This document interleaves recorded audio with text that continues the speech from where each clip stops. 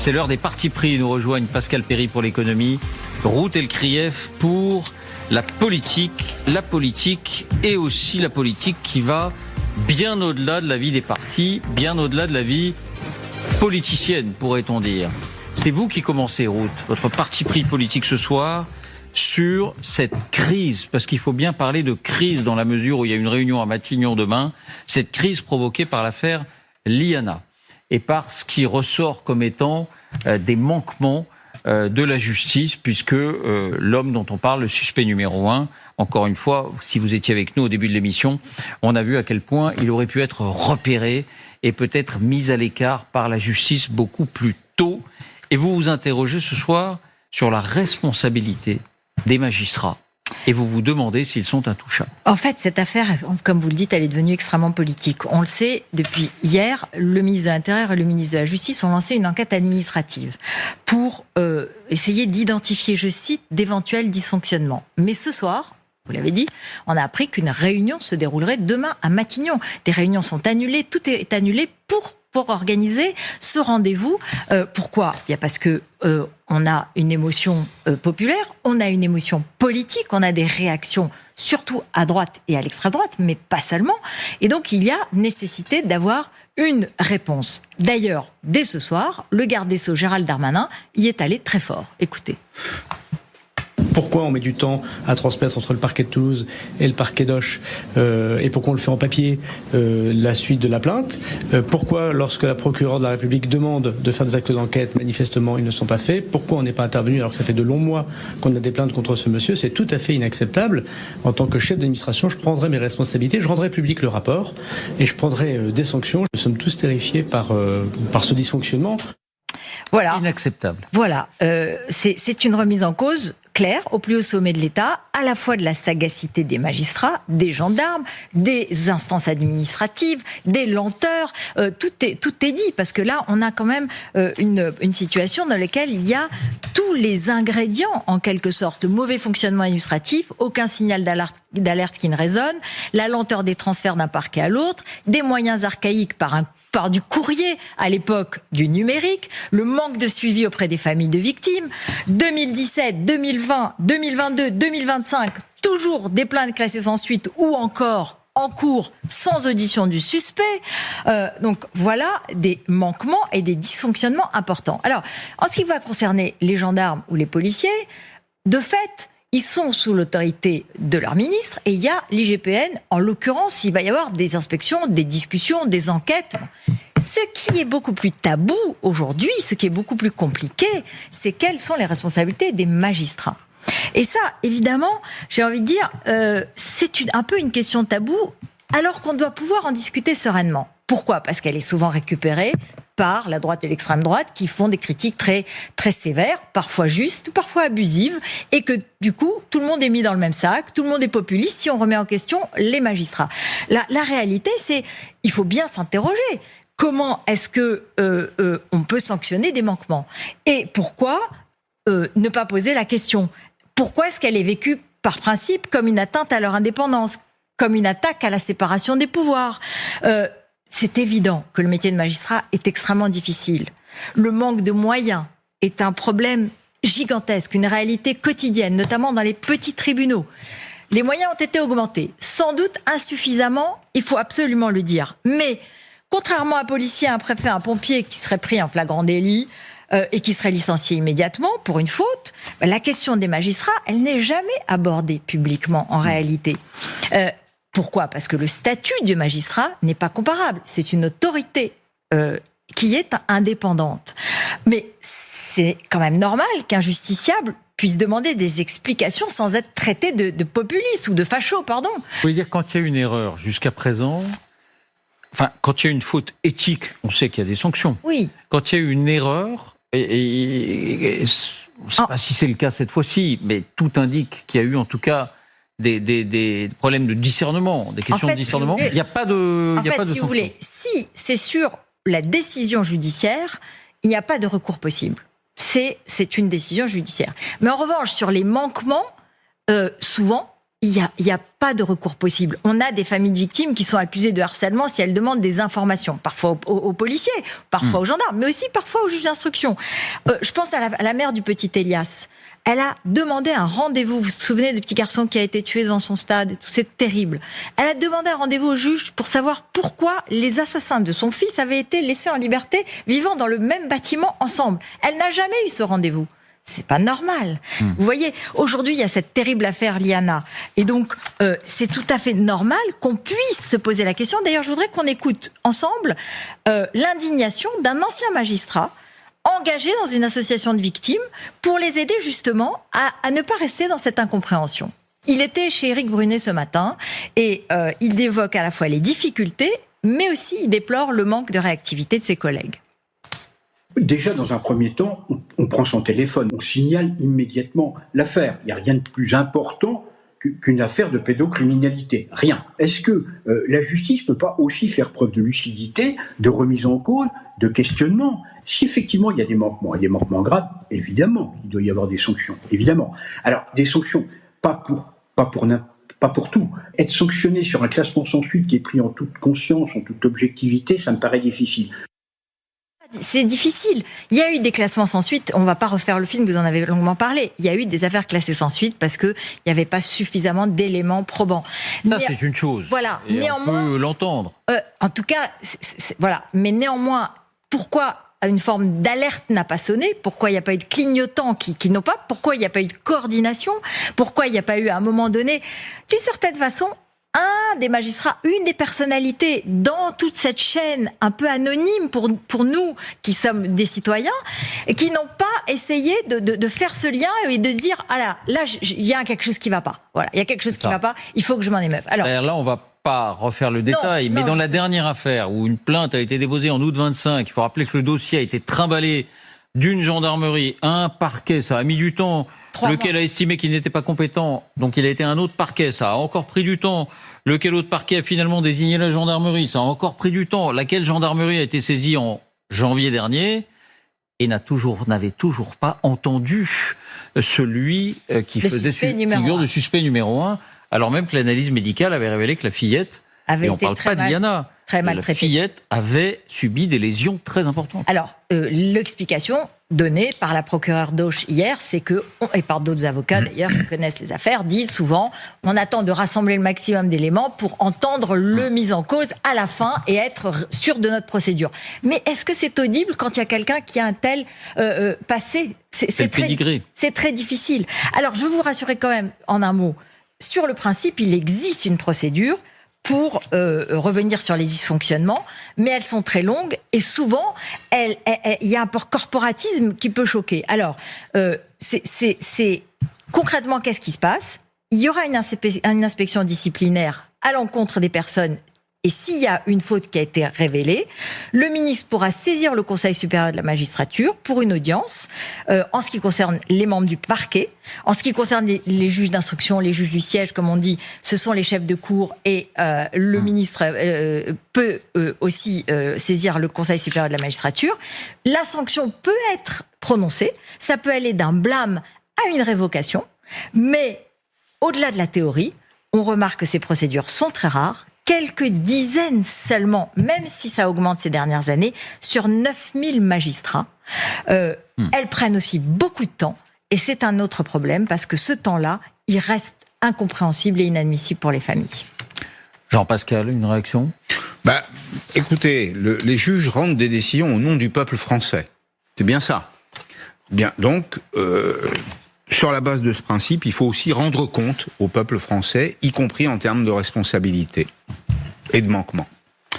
Vous gardez la parole, Pascal. Votre parti pris économique, une étude nous indique que les Français sont assez nombreux à ne pas prendre leurs vacances. Ou une partie de leurs vacances, évidemment. Ils prennent quelques vacances, mais pas toutes leurs vacances. Et la question, c'est, puisque tout le monde dit qu'il faut produire plus de richesses et donc travailler plus, est-ce qu'il faudrait les rémunérer plus ? Alors c'est l'objet d'une proposition. Il y a une proposition de loi d'un député LR des Alpes-Maritimes que je résume de la façon suivante: échanger des vacances contre du revenu. Alors, sujet extrêmement sensible, les organisations syndicales sont plutôt hostiles, le gouvernement regarde tout ça, mais puisqu'on parle des vacances, puisque c'est le sujet, vous savez, David, les vacances, c'est quand même un roman français qui a changé la société. Vous avez envie de rajeunir un petit peu, comme nous tous autour de la table, regardez ça. J'avais jamais vu un champ de blé avant l'âge de 20 ans. Alors j'estime que maintenant c'est vraiment un mieux-être. Au point de vue santé, vous avez l'impression que ça a changé quoi que ce soit ? Oui, parce que moi quand j'étais jeune fille, j'étais plutôt anémique. Et bien du jour qu'on a les vacances, quand même on reprend un peu de poil de la bête. Parce que je vous dis, mes vacances c'était les fortifications de la porte de Montreuil. Monsieur Ruel, qu'est-ce que ça vous a apporté la 5e semaine ? Eh bien, cette année, ça m'a apporté les vacances de neige parce que sans la 5e semaine, je ne serais pas venu au sport d'hiver. Vous étiez déjà parti l'année dernière ? L'année dernière, oui, mais j'ai perdu une semaine de salaire. Bon, voilà, la 5e semaine de congé payé, c'est daté. La première archive qu'on a trouvée à l'INA, grâce à votre petite équipe, c'est probablement au lendemain de la guerre. Enfin, c'était Perrine Combo, pour ne pas la citer. C'était pas l'été 36, je pense quand même. Il y a une grande série, il y a une grande série sur TF1 en ce moment. Absolument.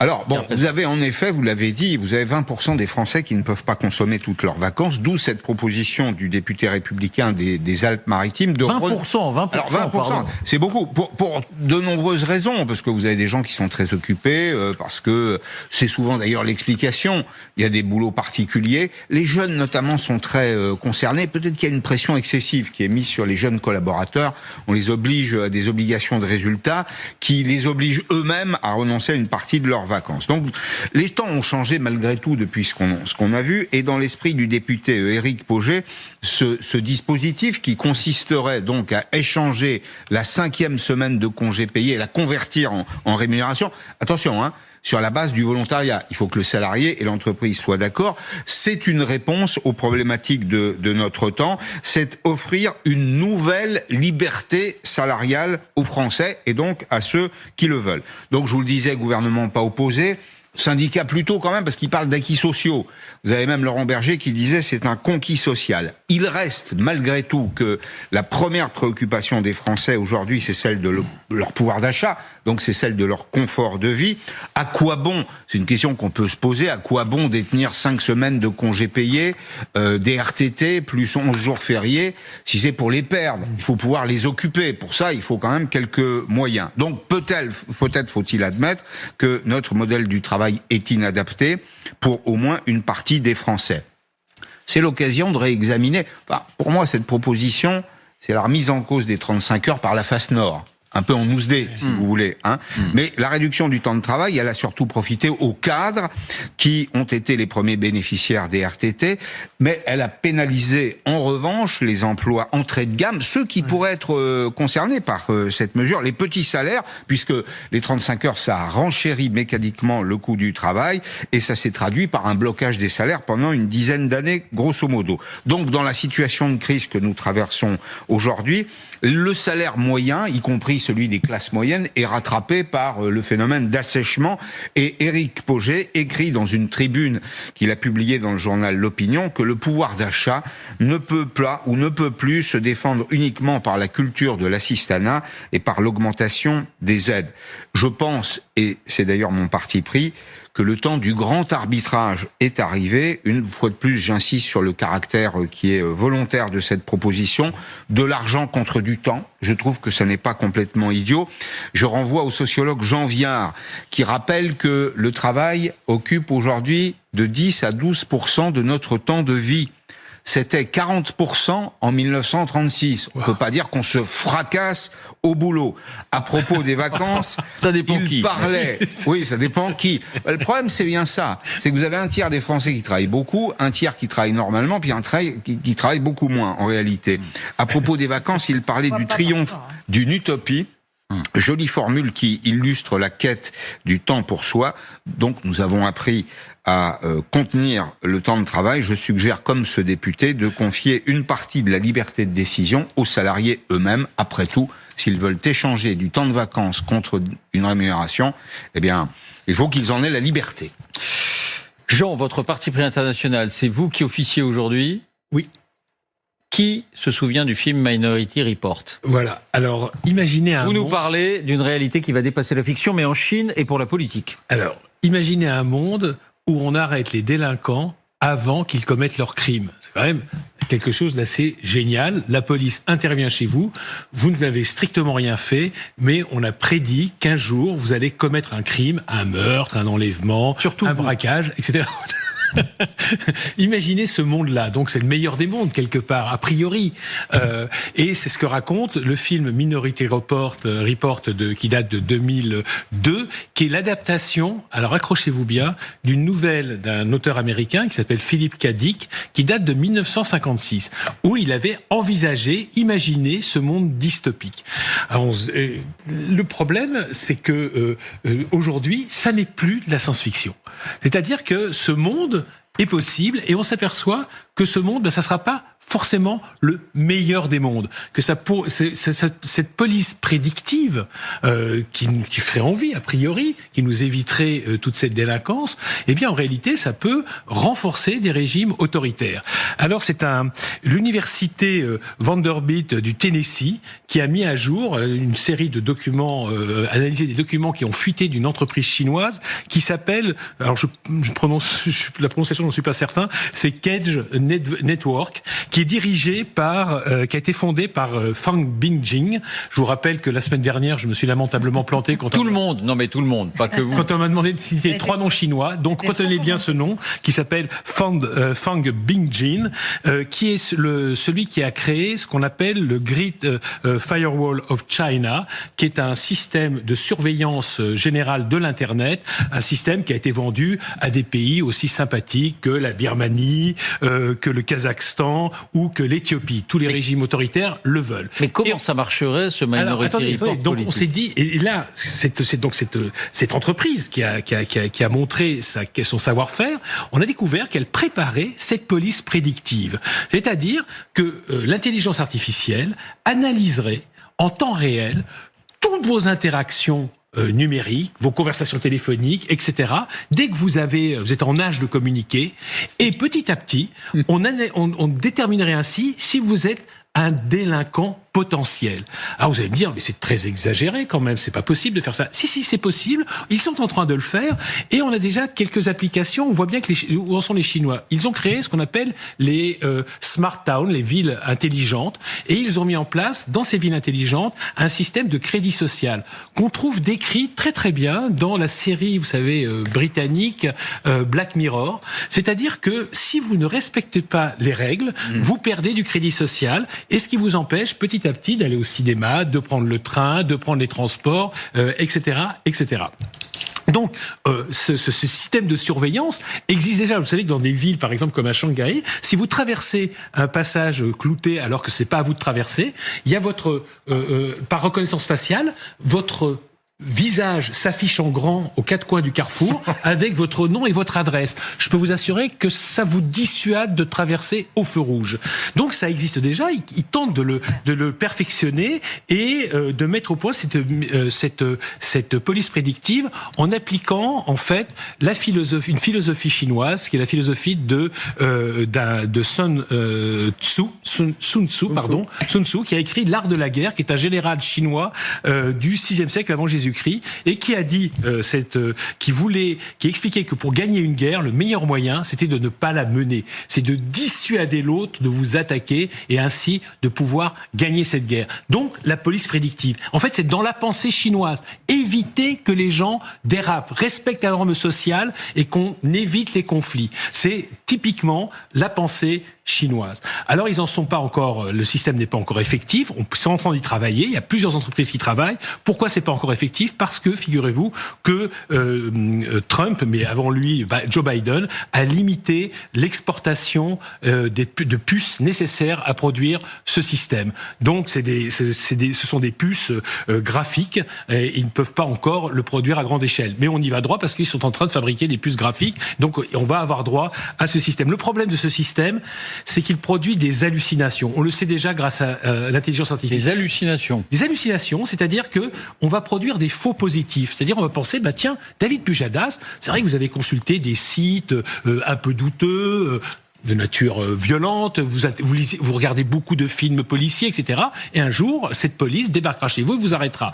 Et on a posé la question aux Chinois, et la réponse des Chinois, c'est mais on s'en fiche. C'est des dégâts collatéraux. L'essentiel, c'est la grande masse. Si ça assure la tranquillité pour 1 milliard d'habitants en Chine, c'est pas grave qu'il y en ait 200 000 en prison et qui n'ont strictement rien faire et qui n'avaient l'intention de ne rien faire.